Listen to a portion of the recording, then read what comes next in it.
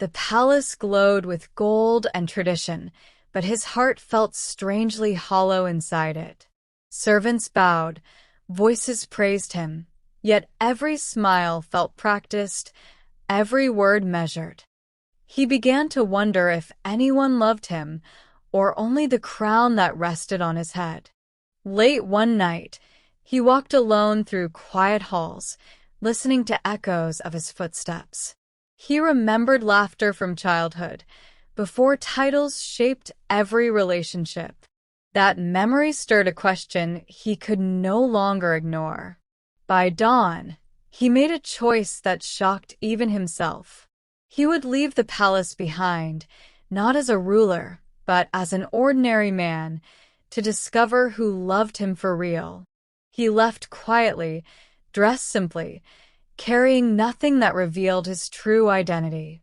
The world beyond the palace gates felt louder, rougher, but strangely honest.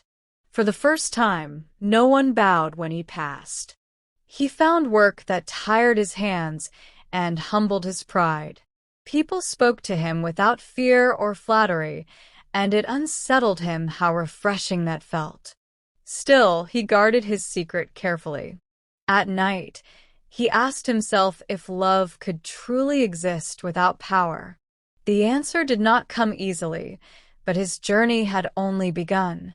In a modest neighborhood, he met people who shared food without asking for anything in return.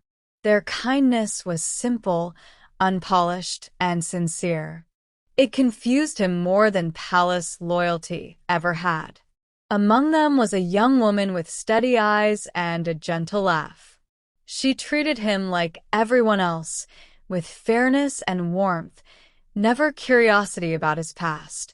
Her ease around him made his heart uneasy. He felt something new growing, hope mixed with fear. What if she only cared because she didn't know who he really was? As days turned into weeks, friendships formed naturally. He laughed more, spoke freely, and felt seen without being examined. Yet the truth pressed on him like a hidden weight. He watched how people responded to struggle, to mistakes, to honesty.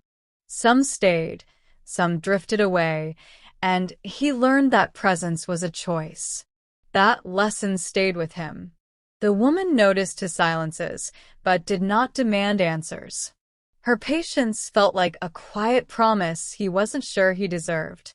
Trouble came when his past habits surfaced, confidence too refined, words too measured. Whispers began, curiosity stirred, and suspicion followed him like a shadow. He feared exposure would ruin everything. One evening, someone accused him of pretending to be poor. The sting wasn't the accusation, but the doubt it planted in others' eyes. He walked away before he could explain. Only one person followed him into the dark, asking not who he was, but why he was hurting. He wanted to tell her everything, yet fear sealed his lips. Instead, he spoke of loneliness, of never knowing who to trust. She listened without judgment. She told him love reveals itself in hard moments, not grand ones. Her words settled deep inside him, reshaping what he thought he knew. That night, he realized he had already found something real. The question was whether the truth would destroy it. The palace sent searchers quietly, loyal faces from a life he abandoned.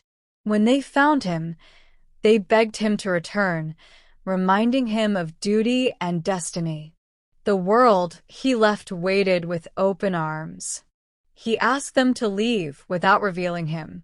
Their confusion mirrored his own heart, torn between power and peace. For the first time, he delayed returning not out of fear, but love. That realization changed him. He finally told the woman the truth. Not with pride, not with drama, but with trembling honesty. He expected disbelief, anger, or awe. Instead, she grew quiet, wounded by the secret rather than the title. She asked why he hadn't trusted her sooner. Her pain hurt him more than rejection ever could. She walked away, leaving him unsure if love could survive truth. Days passed heavy and silent. He questioned whether giving up the palace had been enough, or if love demanded more courage than he had shown. Regret followed him closely. The people he had lived among revealed themselves then. Some turned cold, others stayed the same. Their reactions answered questions he once obsessed over. Still, her absence echoed louder than all of them combined. When she returned, it was not with apologies, but clarity. She said love wasn't about crowns or secrets, but about choosing honesty again and again. She wanted to know the man, not the throne. He listened, stripped of defense, stripped of rank.